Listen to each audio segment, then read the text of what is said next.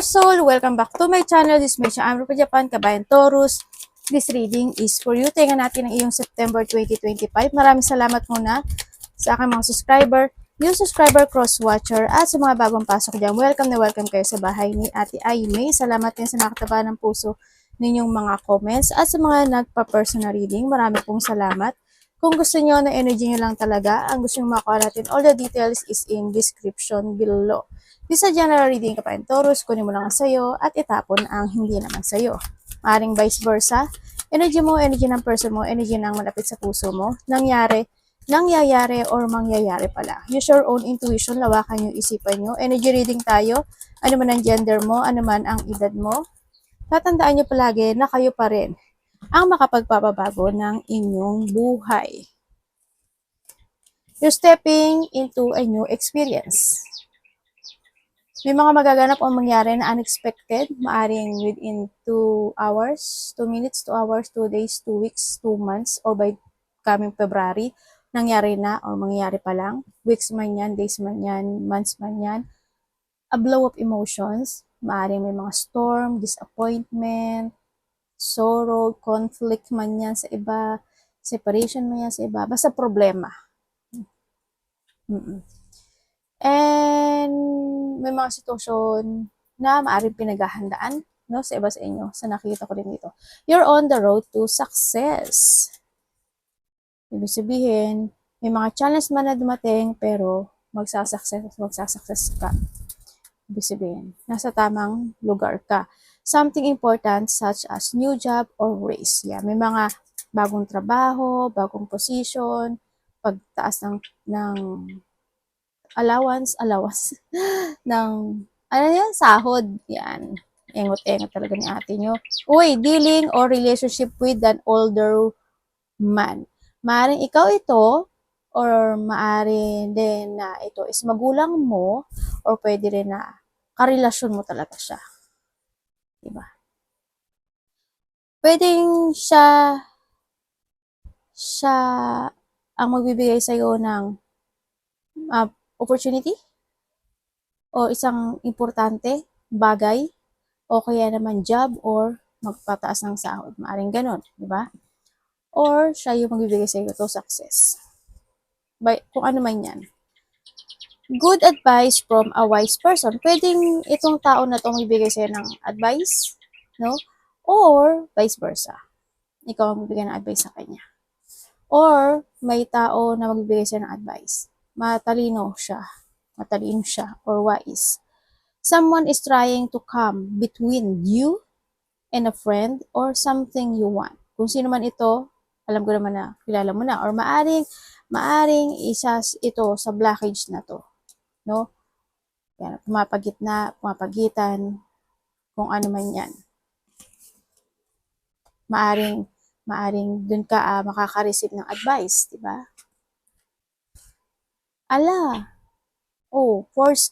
Forces working against you. May tao na may blockage ka nga. May tao na may masamang pakay o masamang balak sa'yo. Or may gustong gawin sa'yo. O kaya naman,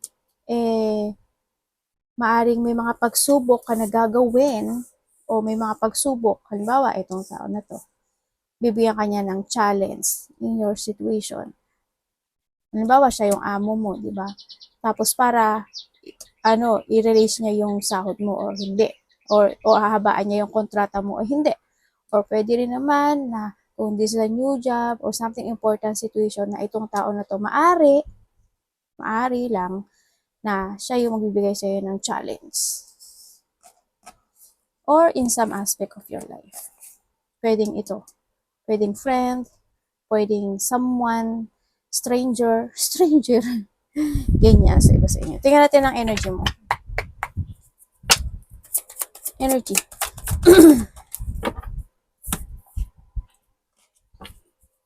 Ano po to?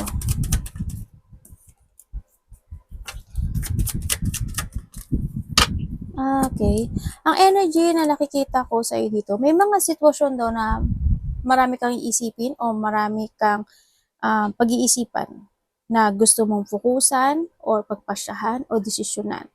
Ganyan. may mga konting delay or i-delay ka, yun na nakikita ko energy mo rin dito. So, nakikita ko dito, um, malo-loss of control ka rin, ang iba sa inyo. Yan. Tatalikod nga ako sa electric fan. Kasi nasa taas kasi ako. Nasa baba yung aircon. Walang aircon sa taas. O di electric pa ng ano ko. Pero walang tao sa baba. Mga alaga ko lang na ano. Yung mga anak ko na ibon.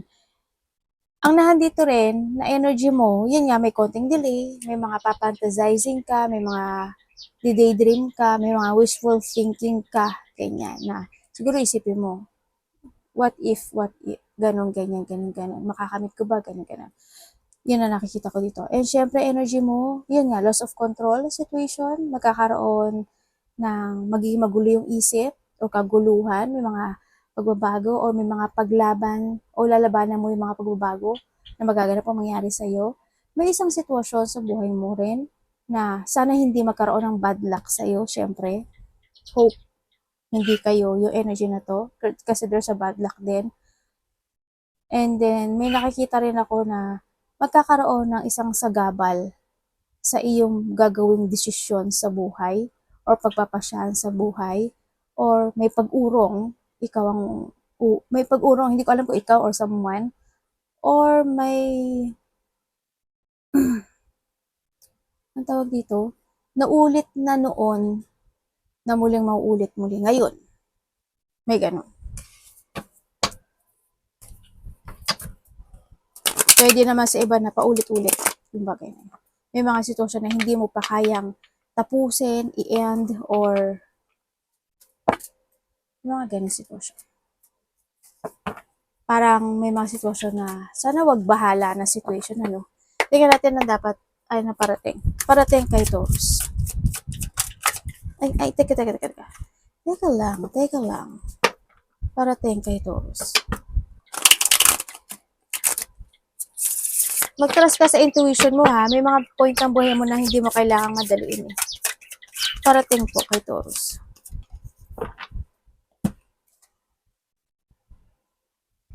Anak.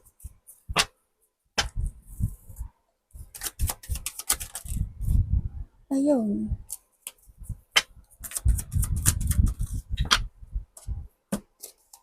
Parating sa'yo. Siguro pagod to sa iba. Sa iba sa inyo masaya kayo. Like, siyempre, after the sadness or ano ba to, pagod, may saya naman ako nakikita sa iyo. May babae na makikipag-usap sa iyo. Mother figure.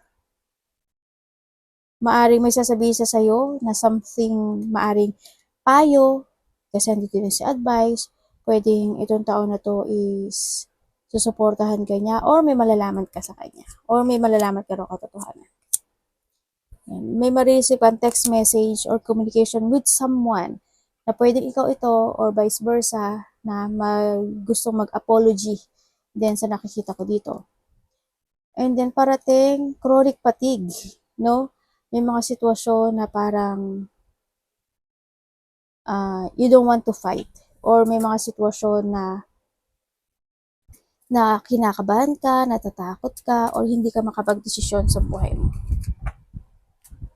Yan ang nakikita ko dito. Ikuhanin ko nga. Bakit ako lungkot ng energy na to?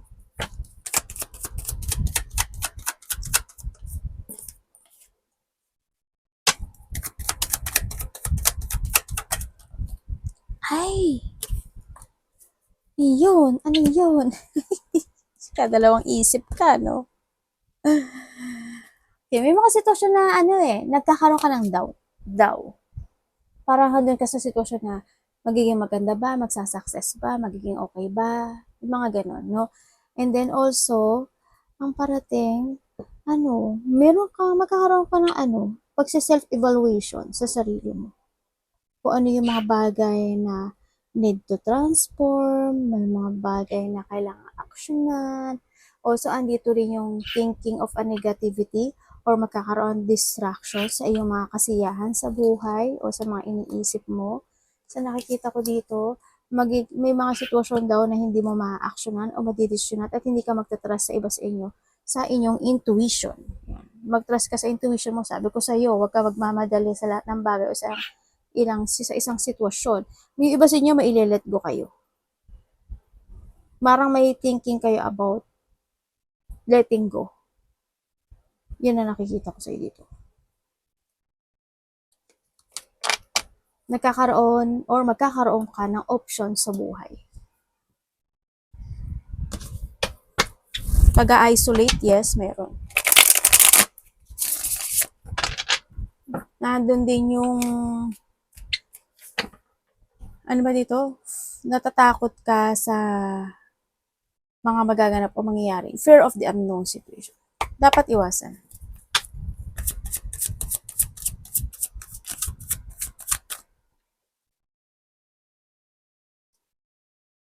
Sabi dito, you need to be aware. No? Bakit? Kasi may tao dito, nandito siya, andito to. May tao, you need to be aware kasi may tao na nakapagbibigay sa'yo ng kasiyahan. Or any situation, hindi man siya malapit talaga sa'yo. Bakit po, universe? Pwede nagkakaroon ka ng doubt sa kanya, no? Or meron siyang hindi nasasabi sa'yo. Or baka naman ikaw to.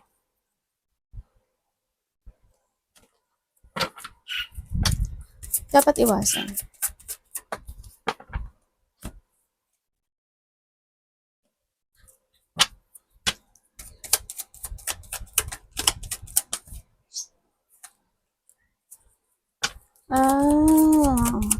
Okay. Iwasan mo daw yung hindi ka makapag-focus. No? And then, iwasan mo yung i-delay yung mga bagay-bagay. Hindi ka maghigpit. Iwasan mo. Finish the unfinished. Magkaroon ka ng mental trap. Iwasan mo yun. May mga point kasi ng buhay mo na need to leaving behind. Or dapat nang kalimutan, alisin, desisyonan. Syempre, patient. Iwasan mo na ma-impatient ka. Habaan mo pa yung PC mo. Sinasabi rin dito na you need to be strong. Mapanghinaan ng loob, iwasan mo. Makontrol ang sitwasyon, mamanipulate ng sitwasyon, mga abusuduhin ka ng tao o ng situation. Yung mga taong bitter, iwasan mo maging bitter din. Syempre, o yung maging bastos o pabalang magsalita o yung mga taong pabalang, mga tao na cold or sinungaling, dishonest, iwasan mo yun.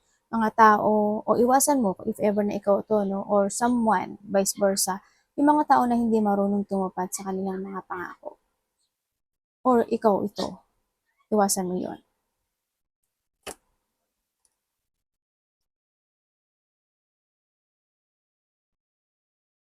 Siyempre, slowly but surely, ang sinasabi rin dito, hindi kailangang madaliin ang lahat ng bagay, pero you need to use your wisdom. Sinasabi dito, tatandaan nyo palagi na you are the authority of your life. At the end, ikaw ang magdedesisyon at magdesisyon. Kung gusto mo magpakontrol ka. Kung ayaw mo, mas good, diba? Control yourself. Huwag ka magpapakontrol sa iba. Yun ang sinasabi dito. Strong will, lakas ng loob, focus, progress, be practical, ganyan. Huwag ka ma-stuck, iwasan mo mag-stuck, maging matigas ang ulo, maging irresponsible o yung mga taong ganon. Umiwas ka sa gambler. Baka nagsusugal ka or sa mga taong mahilig sa ganon. Diba? Yung katamaran din, iwasan mo. Yung mawala ka sa decision mo o ma-for decision ka, iwasan mo yun. Kamusta po yung love ni Taurus? Love sa lahat kapatid, anak, magulang, karelasyon, kaibigan, pamilya, sino man yan. Kamusta ang love ni Taurus?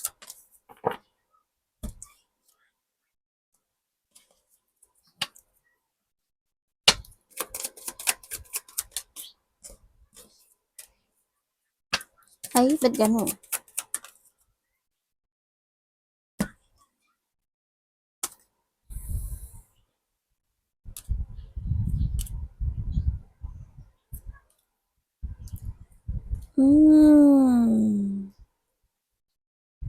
May taong sakim at makasarili, no? dito sa relationship. Ano, may third party kayo?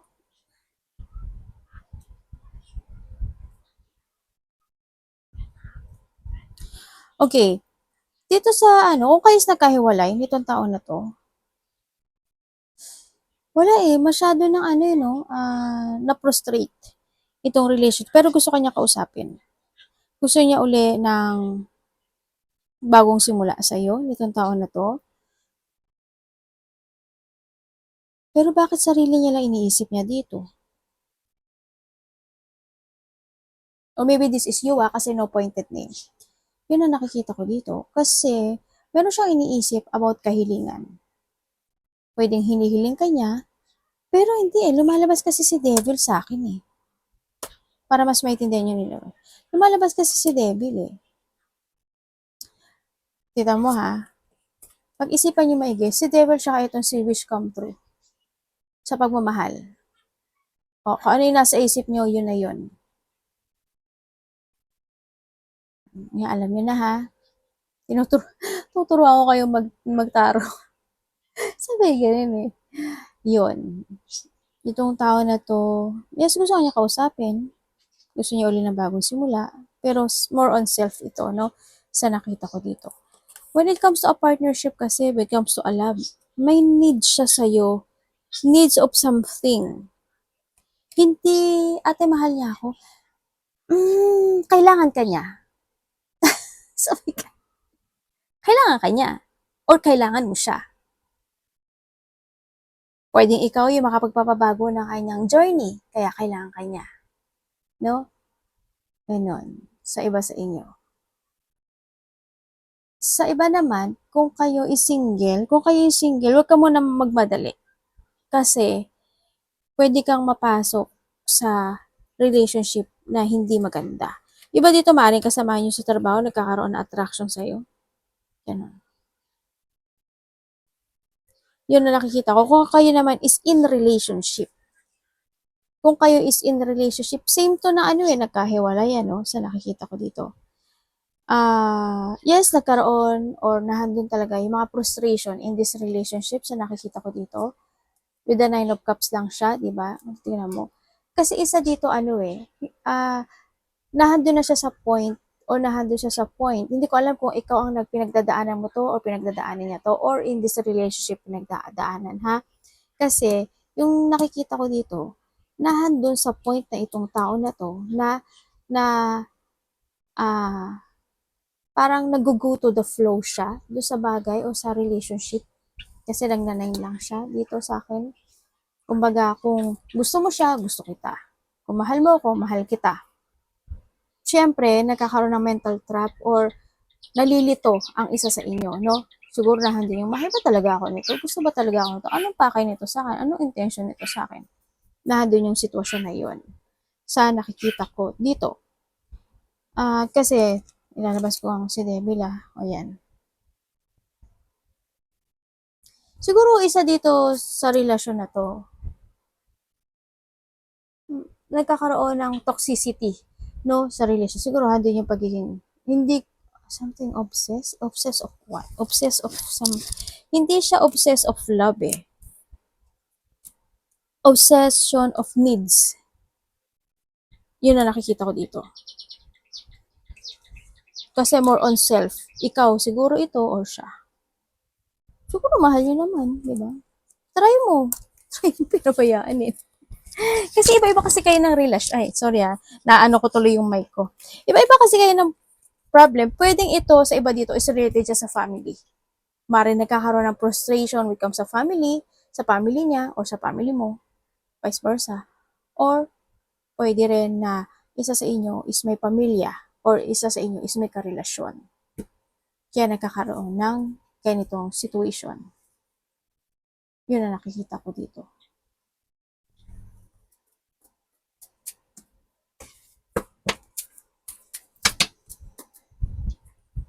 Kamusta ang money ni Taurus? May taong nagsisisi, no, o nag-isolate dito because of the failure na nangyari o naganap. Kamusta ang money ni Taurus?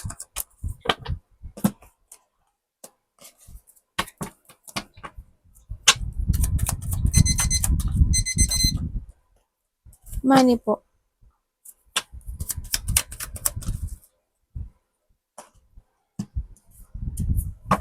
May travel kayo? Planning for a travel? Okay, when it comes sa money mo, ano ka, hindi, siguro may mga ano pa kayo, may mga pagkakautang pa na hindi pa tapos? May mga binabayaran ba kayo? Dito kasi sa nakita ko may mga binabayaran pa iba. Yun ang nakikita ko dito. May biglaan kang gagastusin. May biglang paglabas ng pera o biglang gastos by September sa nakikita ko dito. May taong kakausap sa'yo related sa pera. Yun ang nakikita ko sa'yo. Sa pera mo ate, nag-growth ba? Hindi, problem kasi to eh. Maaari maging responsable ka lang, magiging okay to. Try to make it balance. Kailangan mong magpakatatag din kasi. Kasi may mga dapat ka pa daw tapusin o pagpasyahan when it comes sa money. September magiging konting kaliwanagan o yun nga lang, kung gusto mo talaga, manindigan ka. You need to keep fighting. You need to control. And, syempre, protektahan mo yung pera mo para maging maganda yung magiging maluwag siya dito sa nakikita ko dito. Iba sa inyo, problema kayo no? Pwede rin sa trabaho, tsaka sa pera. Kamusta ang health ni Taurus? Ay, bakit ka? Bakit? Ay ko, nagkaroon ng conflict.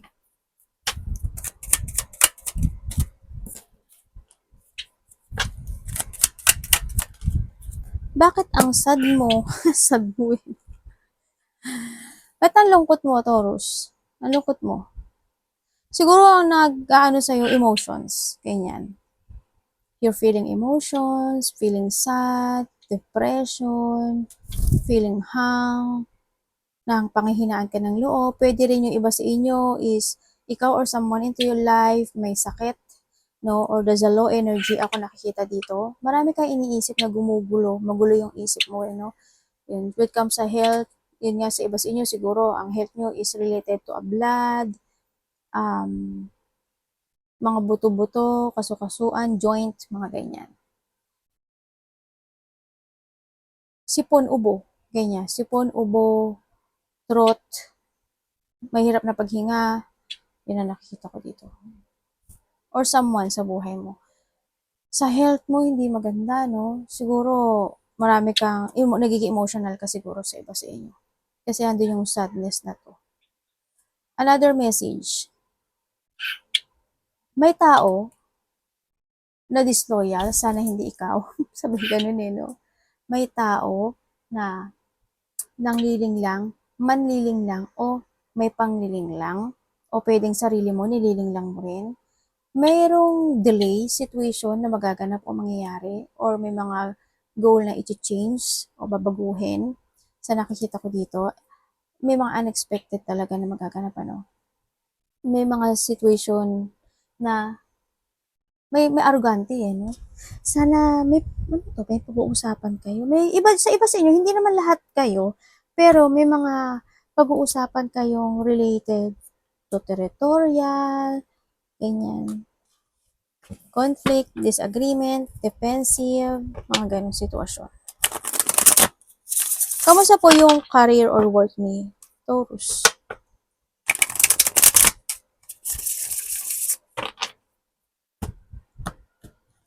By September po, universe.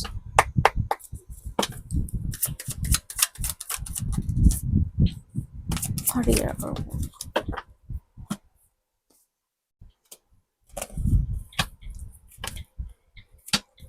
Ano yun?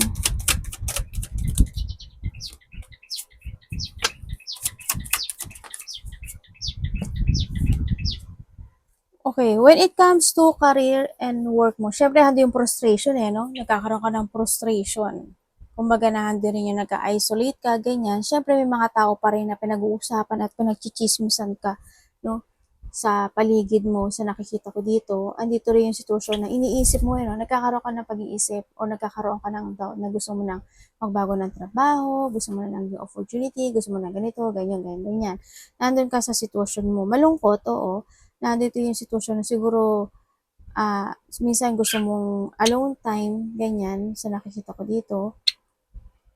May sadness, may mga situation na ini-ignore mo daw yung message na binibigay sa'yo ni universe. Sabi ko sa'yo, mag-trust ka sa intuition mo. May mga sitwasyon na hindi ka nagiging aware. Then, sa nakikita ko dito, or sila ang hindi nagiging aware sa'yo. Kumbaga, wala silang pakialam sa feelings mo. Maaring ganun sa iba. May mga kinikim-kim ka rin, ano? Uy! Kilo! Kilo! Parang bumaksa kasi yung anak ko eh. Parang naano ko yung pakpak niya. Parang, yun ang nakikita ko sa'yo dito. Pinagchichismisan ka o pinag-uusapan o chismis. Parang ganun. Sa work mo, yun. May malungkot no? Work or career. Siguro iniisip mo na kailan kaya magkakaroon ng development or magkakaroon na pagbabago or magkakaroon ng magandang ganyan, kalalabasan. Advice Universe.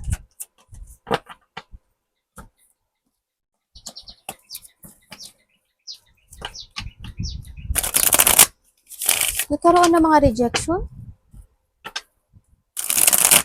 May mga dissatisfaction, feeling stuck, pagka-boring, on and off action, situation, hindi ka talaga nakikinig. Yung iba sa inyo, hindi kayo nagtatara sa message or sign na binibigay sa inyo ni universe.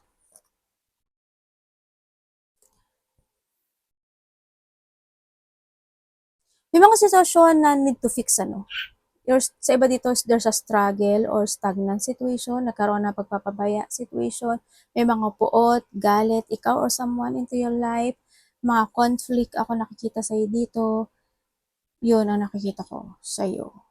Okay, when it comes to advice, ang sinasabi dito, this is a time to put some effort sa lahat ng plano mo sa buhay mo. Pero, you need to be very careful. Ang sinasabi dito, always think, kasi andito na si Temperance, always think advance, andito na si Knight, pero huwag kang magmamadali sa lahat ng aspeto ng buhay mo. Slowly but surely, tulad ng sabi ko kanina, always think advance, focus, action, to make it real yung goal mo, kailangan palagi kang gagawa na may layunin or there's an objective, no? Kailangan advance, isipin mo maigi, makakatulong ba? Makakaganda ba? Anong mangyayari? Advantage and disadvantage pag-isipan mo maigi. Kahit sa pananalita mo, ganun din. Siyempre, sinasabi rin dito, huwag kang malako progress. I-progress mo siya. May mga bagay na need to progress. Use your common sense. And huwag kang magpapaliban, siyempre. Advice din is kailangan may mga point ng buhay mo na mag-save ka ng money, developing something, o kaya kailangan mo ng solid beginning to setting yung goal mo this time, grounded, and ano pa? Ano pa nakikita ko dito?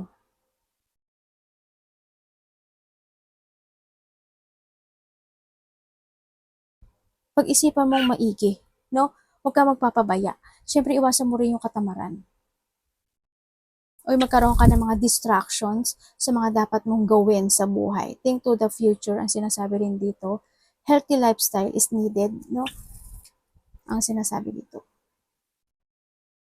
Planuhin mong maigi yung bawat desisyon mo sa buhay mo. Huwag ka mag-doubt sa sarili mo. Okay na kailangan i-prepare, i-discover mo na, i-discover. May mga ganun sitwasyon. Basta always careful. This is the time to place your future in your hand. O maaaring iba sa inyo is may hinihintay kayo o naglahanap pa kayo ng mga options in life sa iba. Nagkakaroon ng mga two-path or thinking about situation, maaaring ganun. No?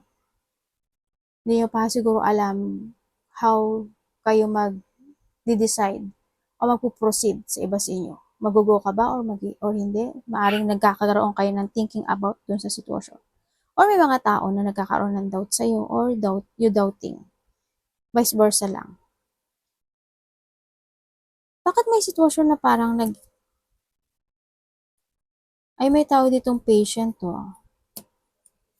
May taong patient dito na hindi nagmamadali. Kilala mo na siya. Arigato namaste, God bless.